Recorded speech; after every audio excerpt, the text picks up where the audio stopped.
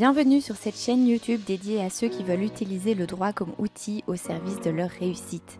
Je suis Alexiane Wins, avocate au barreau de Bruxelles et depuis 2011, j'aide les indépendants à relever les défis juridiques qui se présentent au cours de la vie de leur entreprise.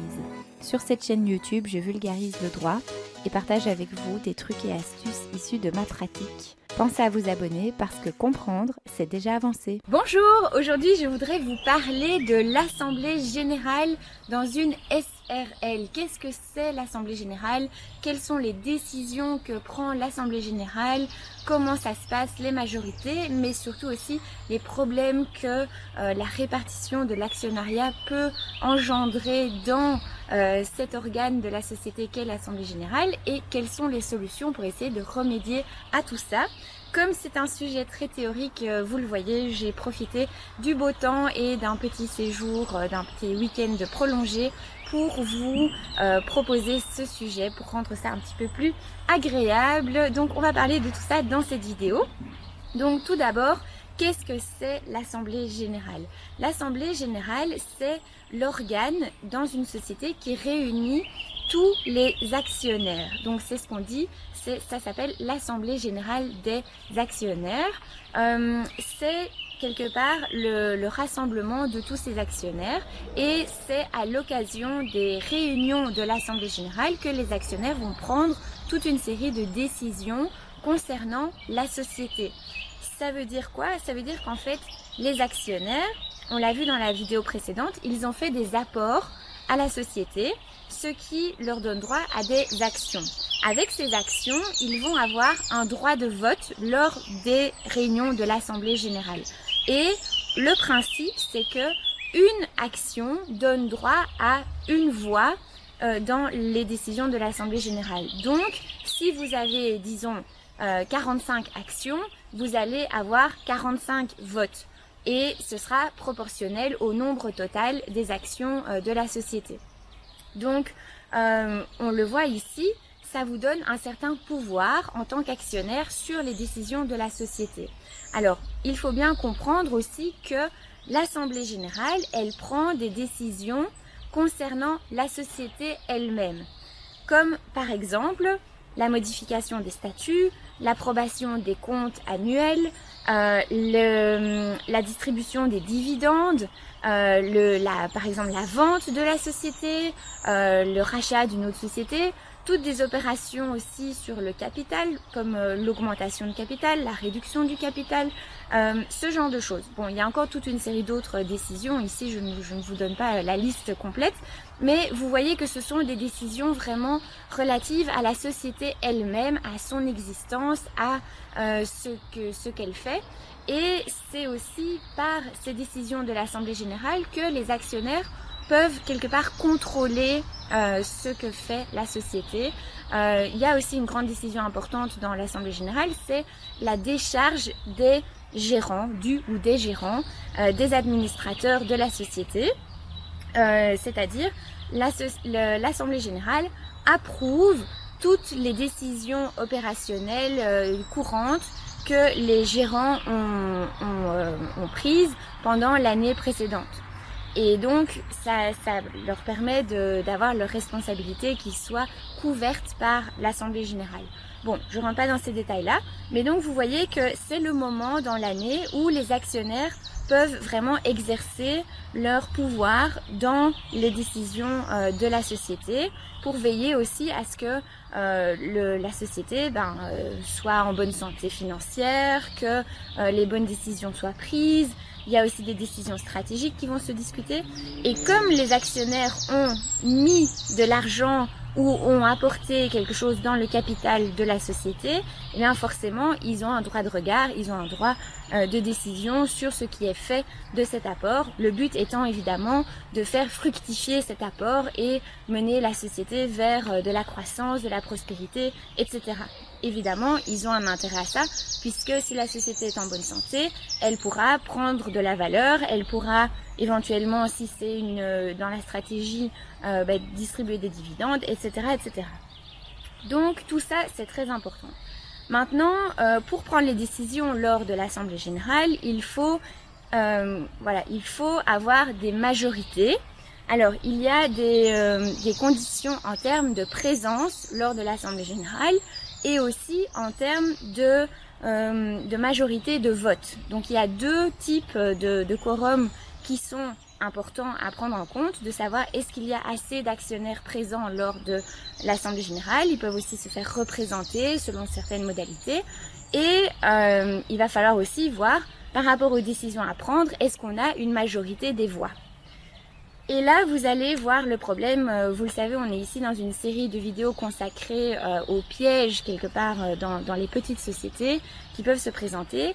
Et un des pièges, c'est celui d'être deux actionnaires à 50-50. Puisque si vous devez prendre des décisions lors de l'Assemblée générale, si vous êtes à 50-50 et qu'il vous faut une majorité, en fait, ça veut dire que vous devez prendre toutes les décisions à l'unanimité. Et il peut y avoir des points où les positions peuvent s'opposer.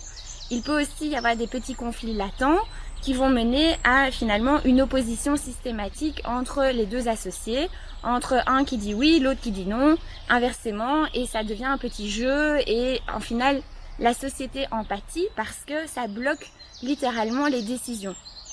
Donc tout ça, il faut un petit peu veiller à ça en amont. Il faut faire un peu attention parce que ce sont des décisions importantes dans la société, dans la vie de la société, et de bloquer comme ça l'organe de l'Assemblée générale, ça peut porter préjudice à la société. Comme par exemple, voilà, disons que les associés ne sont pas d'accord sur la manière dont la société doit grandir. Il y a un des associés qui dit le bénéfice doit être réinvesti dans la société pour lui faire prendre de la valeur, pour développer des nouvelles choses au sein de la société. Et l'autre associé dit non mais en fait moi je trouve qu'on devrait distribuer des dividendes parce que peut-être que lui a besoin d'argent ou enfin voilà, il peut y avoir plein de situations. Et il va se dire non, moi je préférerais que le bénéfice soit distribué aux associés. Et là, si vous êtes à 50-50 et qu'il y a cette opposition des points de vue, forcément rien ne bouge puisque l'Assemblée générale ne pourra pas prendre la décision valablement de savoir qu'est-ce qu'on va faire de ce bénéfice. Ça c'est dans le meilleur des cas. Bon, après il y a d'autres situations qui sont aussi beaucoup plus problématiques. Alors, vous le savez aussi, dans mes vidéos, je n'aime pas juste vous laisser face aux problèmes. J'aime bien aussi vous proposer des pistes de solutions, des choses que vous pouvez faire pour aménager tout ça. Alors, il y a des choses que vous pouvez faire avant de créer la société, c'est-à-dire il y a la possibilité de créer différentes catégories d'actions. Mais ça, il faut le prévoir dans les statuts. Et typiquement, si vous prenez des statuts standards, ce n'est pas le genre de choses que vous allez retrouver dans les statuts puisque ça demande d'y penser, d'y réfléchir, de mettre en place une certaine structure au sein de la société. Et si vous ne le prévoyez pas dans les statuts de vous-même, si ce n'est pas une demande qui vient de votre part, eh bien, on ne va pas spécialement vous le proposer dans des statuts standards. Bon. Donc, il y a différentes catégories d'actions que vous pouvez créer. Et vous pouvez aussi créer des actions sans droit de vote. Ça veut dire que quelqu'un aura des titres, il sera amené à recevoir éventuellement une distribution de dividendes ou ce genre de choses, mais par contre, il ne pourra pas participer au vote lors de l'Assemblée générale. Il n'aura pas un droit de décision au sein de cet organe. Donc ça, c'est important. Beaucoup de gens ne savent pas que ça existe. Forcément, c'est des mécanismes vraiment poussés, on va dire, dans la gouvernance des sociétés. C'est surtout les grosses sociétés qui font appel à ce mécanisme. Ou alors, ce qu'on voit aussi régulièrement, ce sont des sociétés qui n'avaient pas prévu ça à la base lorsque les fondateurs ont décidé de créer la société. Mais on organise ce mécanisme à l'occasion, par exemple, d'une augmentation de capital ou une modification des statuts. Et on en profite pour intégrer ce mécanisme dans la société à un stade ultérieur ou lorsque ça se justifie.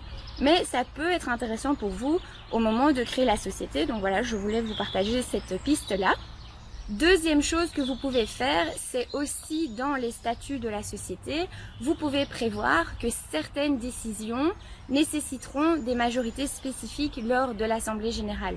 Par exemple, si vous avez un actionnaire qui est vraiment majoritaire et l'autre qui est minoritaire, mais qu'il y a certaines décisions où vous vous dites vraiment ces décisions-là, on doit pouvoir les prendre ensemble et on doit être alignés sur la même longueur d'onde, sans pour autant que ce soit pour toutes les décisions de l'Assemblée générale, eh bien vous pouvez prévoir dans les statuts des modalités de dire, ben voilà, les majorités sont classiques, on va dire, pour toute une série de décisions, mais par contre, pour telle et telle décision, on a besoin d'une majorité beaucoup plus élevée. Si vous êtes deux, ben voilà, vous pouvez vous dire, celle-là, ces décisions-là spécifiquement, on les prendra à l'unanimité.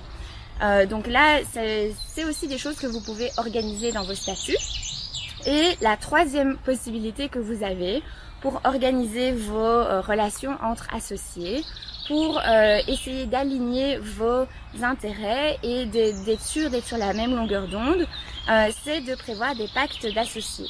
Et là, c'est un contrat que vous faites entre vous, donc c'est confidentiel, ça n'est pas publié au Moniteur belge, contrairement au statut.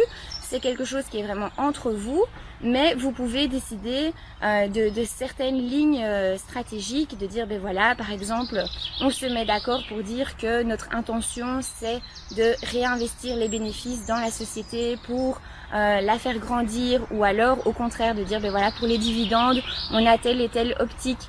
Enfin voilà, il y a plein de choses que vous pouvez aussi modaliser dans un pacte d'associés.